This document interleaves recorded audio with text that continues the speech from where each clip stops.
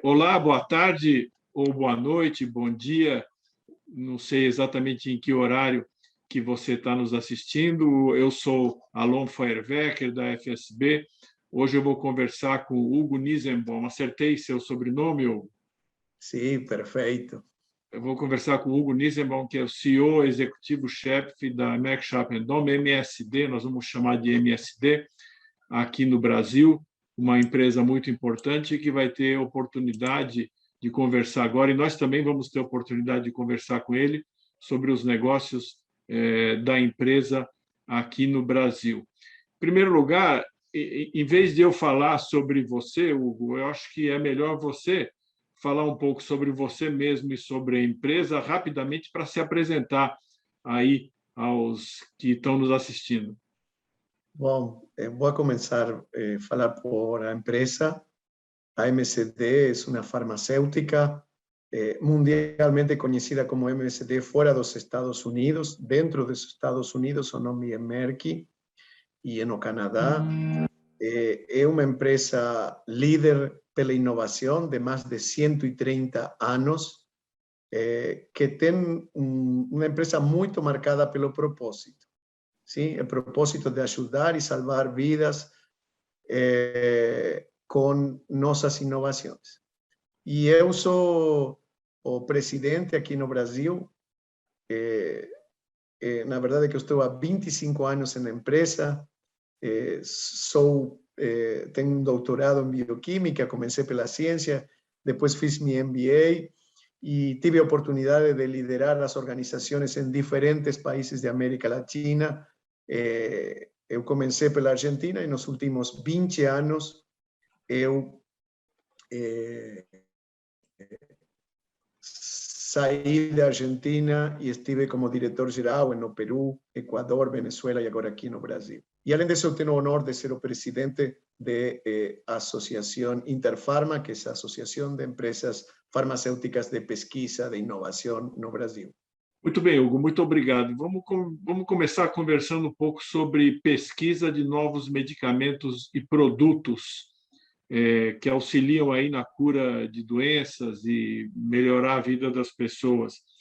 Como é que a pandemia da Covid-19, que daqui a pouco já vai fazer 2 anos, né, impactou nesse ramo da atividade da MSD? Bom, a MSD é uma empresa que provavelmente seja uma das empresas, ou é a empresa farmacêutica que mais investe em pesquisa, sim? A gente investe globalmente 10 bilhões por ano, que é um 20% de nosso faturamento em pesquisa. E a gente tem programas muito robustos na área de oncologia, na área de vacina, na área de enfermedades hospitalar, antibióticos e muitas outras áreas em andamento. Mas quando chegou o Covid, a empresa, que é uma empresa comprometida com a sociedade, tentou ajudar, sim? E a gente foi em 2 direções. Uma direção foi vacinas e outra direção antivirais. Na área de vacinas, outras farmacêuticas tiveram um sucesso rápido, maior, e a gente se dedicou, depois de uns primeiros intentos, a se focar na área de antivirais. Mas também a gente já começou agora outro estudo, que é um estudo com essa mesma droga, que tem a ver com pessoas que tiveram em contato com alguém que teve Covid, para ver se funcionaria também precatório. Por supuesto, todo isto, quando você fala de pesquisa, tem que ser muito cuidadoso e esperar os resultados da ciência. E a gente continua com nossos programas. A gente tem um dos programas de oncologia mais grande do mundo. Nós temos uma droga que é uma verdadeira revolução. O nome dela o nome científico, o nome comercial é Keytruda, e é um anti-PDL1, e o nome científico é pembrolizumab, e ela é o que permite a esse organismo se defender. Se descobriu que o câncer faz que as células imunológicas deixem de se defender, e este é um anticorpo que bloqueia ao câncer unir-se às células imunológicas e permite ao organismo se defender. Por isso ele tem múltiplas indicações e ele está sendo de uma grande esperança em muitas indicações de câncer. A gente tem um programa mais robusto do mundo. E além disso, a gente obviamente continua com nossa pipeline em distintas enfermedades, na área de vacinas, que também tem a ver muito com a prevenção. A gente tem vacinas, aqui no Brasil temos um programa de desenvolvimento junto com o Instituto Butantan de vacina de dengue, e a gente tem outras vacinas em desenvolvimento, vacinas contra vírus sincitial, que é um velho problema, vacinas contra citomegalovírus e tantas outras. Então, a gente continua fazendo a pesquisa normal, mas a gente está com esse grande compromisso com o Covid. E, além de tudo isso, a gente pôs à disposição para ajudar a Johnson & Johnson, a J&J, na produção de vacinas, para que todas as pessoas do mundo possam ter rapidamente acesso às vacinas. A gente cooperou, um acordo muito renombrado, onde esteve o Biden e os CEOs da MSD nesse momento e da Johnson. Muito bem, pelo que eu entendi, então, da tua fala, é que não houve, quer dizer, a chegada da Covid-19, do SARS-CoV-2, do novo coronavírus, não impactou a MSD no sentido de frear e de brecar as atividades de pesquisa e desenvolvimento nas outras áreas. Foi exatamente isso que aconteceu? Ela continuou mantendo o mesmo ritmo em todas essas outras áreas? Sim, nós aceleramos, não só que a gente mantive, sino acelerou com todas estas novas pesquisas de Covid. E quando falamos de pesquisa, a gente fala em todo, sabe que hoje a pesquisa não se faz em um lugar, se faz em todo lugar do mundo, e isso inclui o Brasil. Então, a gente sim, como falamos, acelerou e acelerou muito. Era um de nossos objetivos. Nós, como empresa, teníamos 3 objetivos claros quando começou este Covid, que era nosso norte. O primeiro era proteger a nossas pessoas, a nossos funcionários. O segundo era assegurar que o mundo tinha os remédios que necessita e continuar com as pesquisas. Imagina que você está dentro de uma pesquisa ou você está esperando algo, um resultado bom de uma pesquisa, uma esperança, isso não pode parar. E o terceiro, por supuesto, era manter a sustentabilidade do negócio. Mas nesse ordem. Então, falando um pouco da pandemia, quais foram os principais desafios que a chegada da pandemia colocou para o funcionamento da MSD aqui no Brasil? Bem interessante. A primeira coisa é que uma grande parte de nossa população dentro da MSD, da noite para amanhã, estava em casa, sim? E a gente tinha que operar de outro modo. Como nós estávamos muito avançados em novos jeitos de trabalhar e havíamos implementado a metodologia já, isso foi bem mais fácil nesse sentido. Mas a gente sabe que há dificuldades, porque quando as pessoas estavam em casa, os horários se poniam mais compridos. A gente sabe pelos trabalhos de Harvard que há alterações emocionais em 80% da população mundial hoje e da população que está em trabalho. A gente sabia do desafio de muitas pessoas, e especialmente as mulheres, de fazer uma tarefa dupla. Então, é muito complicado, né, Hugo? Porque quando você não tem uma separação muito clara entre o que é o ambiente da casa e o ambiente do trabalho, isso tem um impacto emocional importante nas pessoas, né? Sim, então nós criamos imediatamente um programa, que é um programa Viva Melhor. A gente começou a pôr o que a gente fala limites ou boundaries, e, por exemplo, reuniões não podiam começar antes das 9 da manhã, não podia agendar depois das 5 da tarde, 45 minutos de máxima. A gente respeitou um horário de almoço. A gente criou as quarta-feiras sem reunião, e a gente criou que a sexta-feira acaba o despacho às 3 da tarde. Além disso, muitos programas para apoiar com estratégias de saúde, estratégias de saúde mental, sim, para apoiar a nossos funcionários e, sobretudo, muita comunicação com cada um deles, entender de ser empáticos. A gente está trabalhando muito com os gestores para eles serem empáticos, para entender a situação que a gente teve que enfrentar detrás da pandemia. Isso coloca para nós uma questão interessante. Como vocês enfrentaram o desafio de manter as equipes integradas e trabalhando coletivamente com as pessoas, cada uma na sua casa? Como eu te falei, a gente estava bem avançado com a metodologia já. E nós, o que fazemos é, o comitê de liderança dá norte claro com as aspirações aos grupos, e esses grupos trabalham com autonomia, com objetivo comum, ainda que sejam de distintas áreas. Então, eles têm objetivo e uma aspiração em comum. E eles criam soluções que normalmente são muito inovadoras, sim? E ou todos ganham, ou todos perdem, ou sobretudo todos aprendem. Então, a gente entendeu que o erro é parte do processo de aprendizado na MSD. A gente entendeu aliás, em geral, é uma das melhores oportunidades de aprendizado é o erro. Né? Exatamente.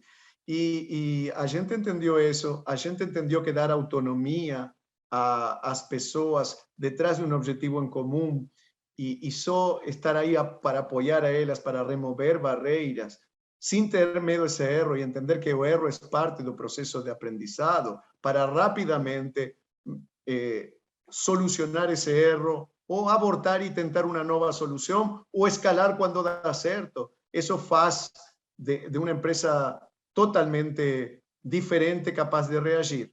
Por isso, nós tivemos resultados extraordinários, entendendo que estávamos em circunstâncias extraordinárias e desconhecidas. Então, graças a Deus, nos tomou já preparados para essa situação, pelo jeito que nós trabalhamos.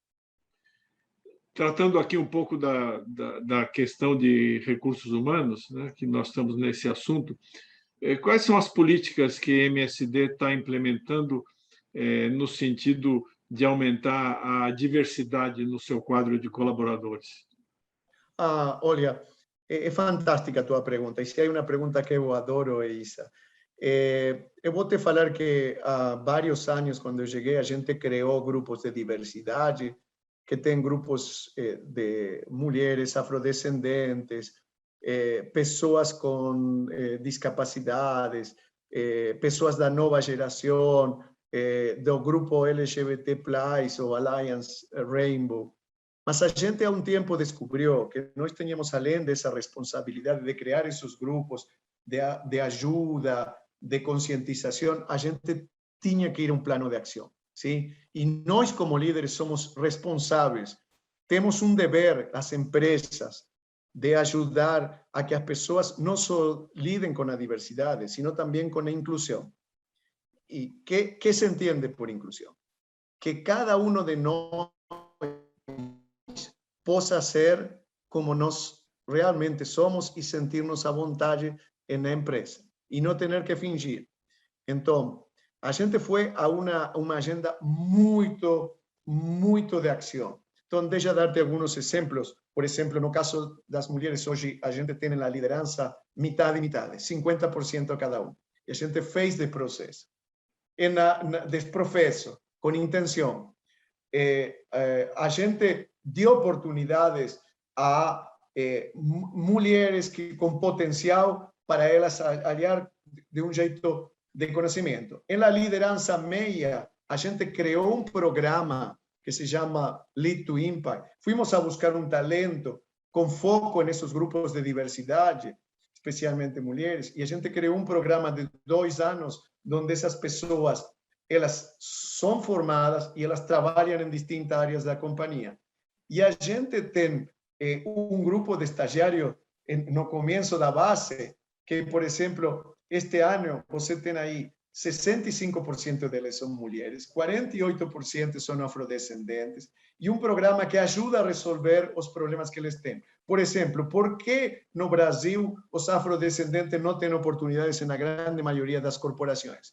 Porque não falam inglês. Nós estamos dando oportunidade de dar um curso e pagar inglês àqueles que entram em nosso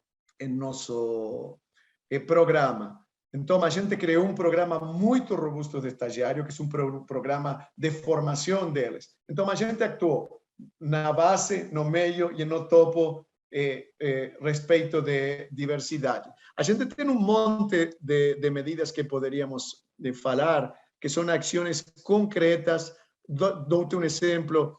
A gente apoia hoje a maternidade, a licença por maternidade, ainda apoia o período e respeita o período de lactância. A gente dá 6 meses, mas a gente só dá para todo tipo de maternidade, para todos os grupos, seja qualquer o gênero da pessoa. Sim? A gente também dá uma licença de paternidade ou do casal que seja, do tipo que seja.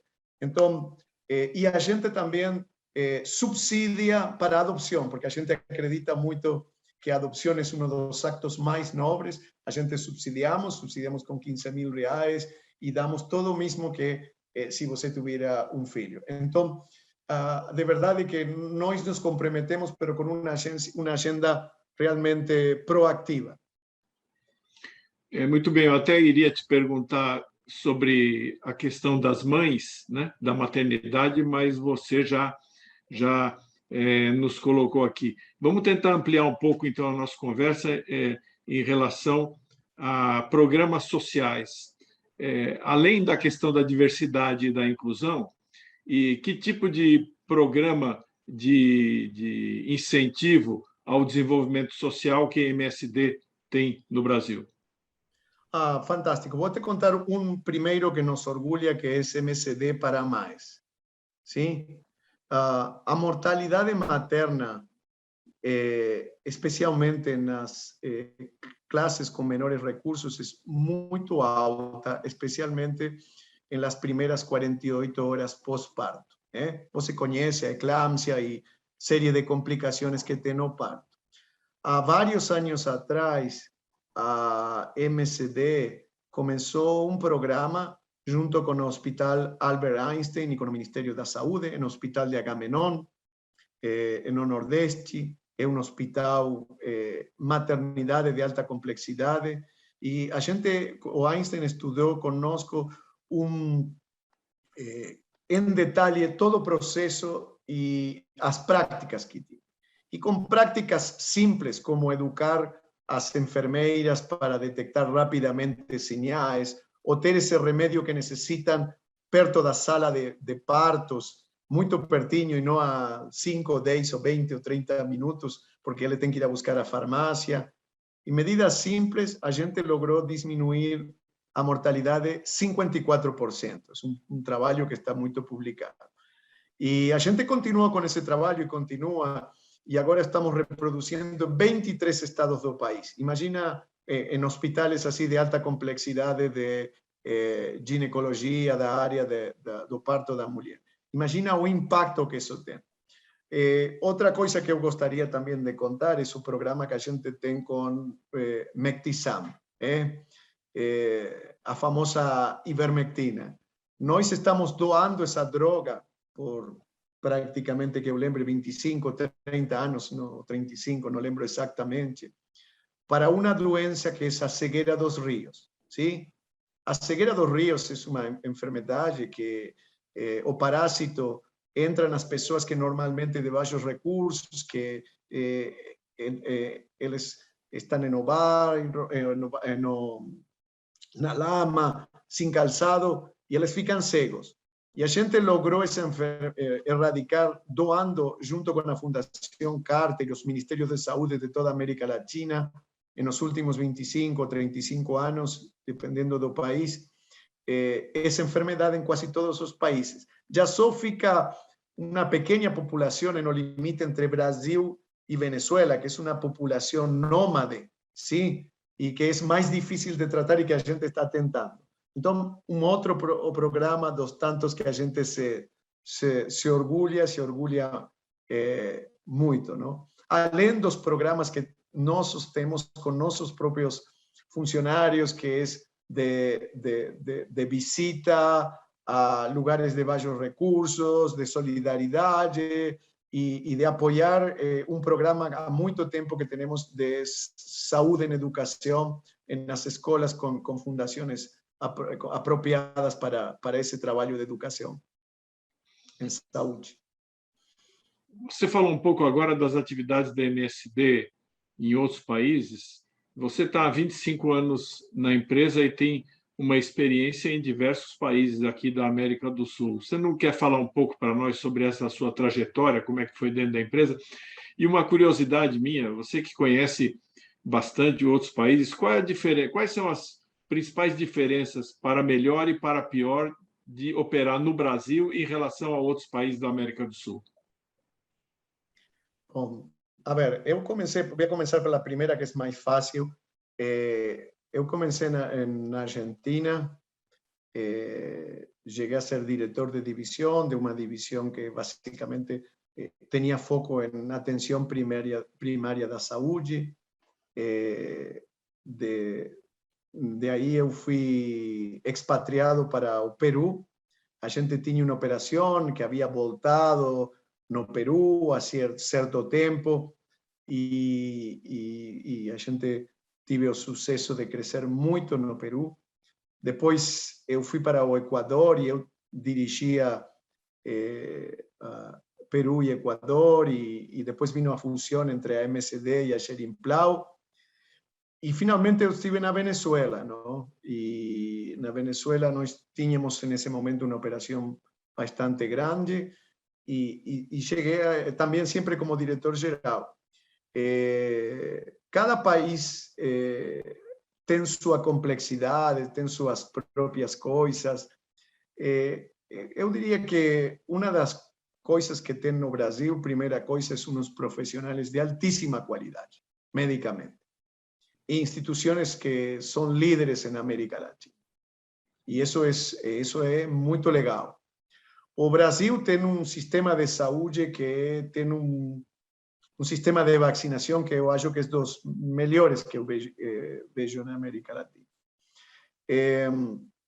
Acho que ainda há, como em toda a América Latina, muita oportunidade para dar acesso a muitos pacientes, especialmente através do Sistema Único de Saúde, de dar acesso a inovação.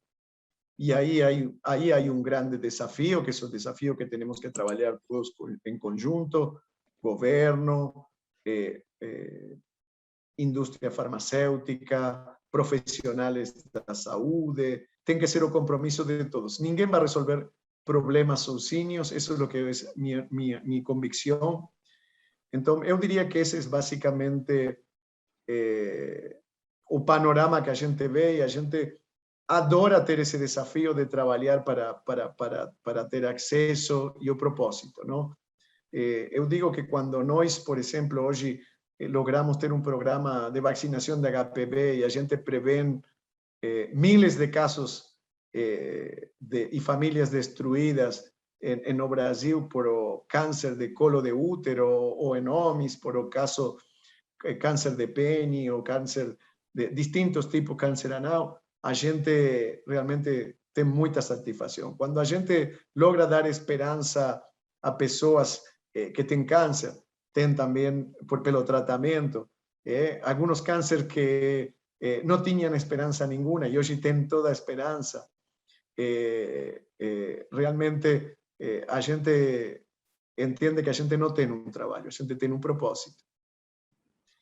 Não sei se contestei a tua pergunta. Respondeu muito bem. Inclusive, na questão da vacinação, a gente viu que, apesar de toda a polêmica política que nós temos no Brasil e que é um dado da realidade, nossa vacinação caminha bastante bem, caminha até melhor do que a de alguns países do chamado primeiro mundo, né? Então, essa sua fala é muito muito importante, porque muitas vezes nós aqui estamos mais voltados para nos autocriticar do que é uma coisa importante, a autocrítica é uma coisa muito importante, mas muitas vezes a gente não nota que algumas coisas nós estamos fazendo bem, e de fato, no caso da Covid, por exemplo, a nossa vacinação está indo bem.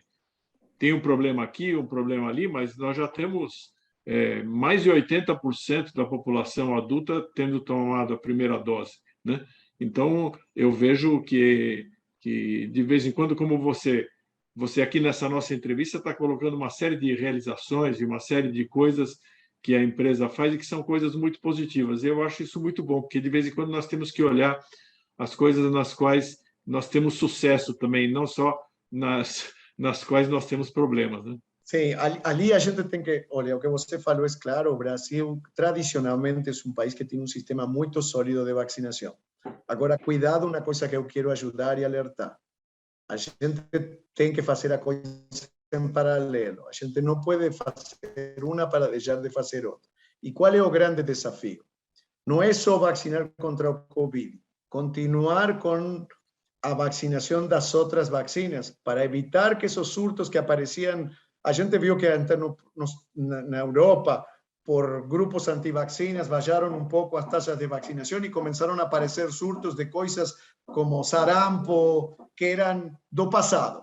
Sim? Então, a gente ha visto que há uma diminuição grande nas taxas de vacinação agora, depois do Covid, especialmente neste ano. A gente não tem que perder esse foco. Ou seja, há que vacinar-se com o Covid, mas a gente também tem que fazer as ações. Quando digo a gente, todos nós, governo, atores. De fato, a MSD está trazendo muitos foros para fazer isso, da importância, e todas as empresas, e esta própria Interpharma, da importância de completar os esquemas de vacinação do SUS e retornar, porque as pessoas muitas vezes han ficado em sua casa e não têm essa vacinação, e os meninos nem que falar, não? Então, meu ponto é, mantenhamos essas datas que haviam começado a cair um pouco nos anos 19, 18, um pouquinho. Vamos a voltar a esses níveis que a gente tinha, ok? Com o resto das vacinas. Não é só Covid. É Covid, por supuesto que a gente tem que se vacinar.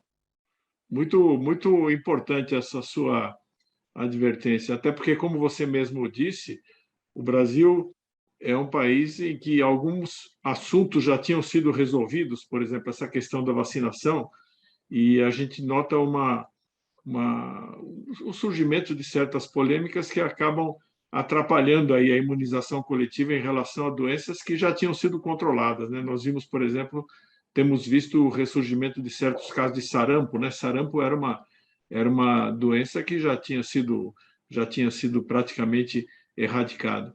Mas eu vou aqui, já estamos chegando ao final da nossa conversa, vou te fazer aqui uma última pergunta. Você está há 25 anos na MSD, que conselho que você daria a um jovem, um estagiário, ou um profissional jovem que estivesse entrando agora na empresa? Qual é o caminho que ele tem de trilhar para chegar onde você chegou? Olha, a ver, não há receitas mágicas, não? Mas há algumas coisas que sempre funcionam. A primeira coisa que eu daria para qualquer jovem é que respeite o propósito. Não é de dinheiro, é de propósito. Se você tem esse amor pelo que faz, isso faz toda uma primeira grande diferença. A segunda coisa que eu falaria a gente tem que ter humildade e transparência. Por quê? Humildade para entender que a gente vive num processo de aprendizado contínuo. Eu tenho já 61 anos e eu continuo aprendendo todos os dias. E aprendendo das pessoas jovens, aprendendo dos científicos, aprendendo de cada uma das pessoas com que eu interactuo e também de leitura e continuando o estudo permanentemente. Então, a gente tem que ter essa humildade para entender que estamos neste mundo para aprender e progredir constantemente. E a outra coisa é ter essa transparência e essa vulnerabilidade. Por que eu falo de transparência e vulnerabilidade? Muitas vezes, nas corporações, as pessoas acreditam que não podem falhar, que não podem ter erro. E, para mim, essa coisa mais bonita do mundo é ver que uma pessoa fala, ou eu mesmo he falado adiante das pessoas, dizer, ok, desculpem, cometi este erro, e este é o aprendizado que eu tenho, e vou corrigir deste jeito. Então, eu sempre falo que não há que enamorar-se dos erros e não enamorar-se do fracasso. Então, quando as pessoas se enamoram do erro, do fracasso, as pessoas começam o caminho de insucesso. E, por último, eu diria que há uma coisa que é crítica. E vou contar uma história pequenina, não? Que tem a ver com a resiliência, não? E com a dedicação. Quando eu era pesquisador, eu era um pesquisador, e um dia eu tive oferta para entrar nesta área, na área mais comercial. Eu tinha muitas dúvidas. E um grande empresário na Argentina, eu fui consultar por ele, que ele é meu amigo, uma pessoa que de muito jovem foi muito bem sucedido. E eu perguntei a ele, olha, mira, eu tenho muita dúvida porque eu não conheço nada disto. Então ele me falou uma coisa que eu nunca vou esquecer. Mais pode o que quer que o que sabe. Então, o que me falava ele? Que quando você tem essa vontade e essa resiliência, você vai chegar. Então, ele me falou, vai para aí que você com certeza vai ter sucesso. Então, esses seriam os conselhos que eu dou a uma pessoa jovem. E a último, escutar. Sempre é muito bom escutar. E depois, tomar as decisões baseado em seu senso comum e, sobretudo, em uma coisa que nunca devem perder, os valores. Não há nenhum sucesso que seja a cambio da ética, os valores. Aí você está perdido. Então, eu acho que a vezes pode cair na tentação alguém de encontrar caminhos mais curtos. Se é contra de teus valores ou em contra da ética, nunca tome esse caminho, porque é o princípio do fim. Muito bem, muito obrigado.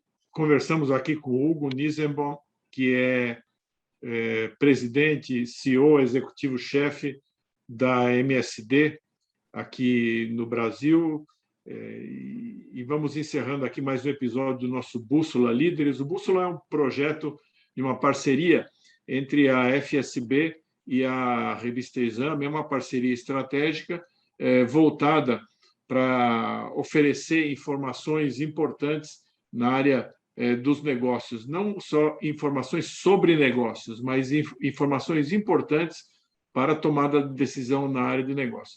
Então, muito obrigado, Hugo. Espero que os nossos espectadores e as pessoas que vão ouvir e que estejam ouvindo, tenham ouvido, né, essa nossa conversa, saiam daqui tendo aprendido alguma coisa que não sabiam. Muito obrigado. Viu?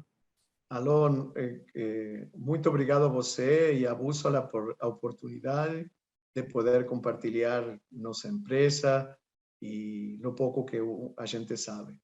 E muito obrigado, foi muito amável, foi muito bonito e placentero ter esta conversa com você.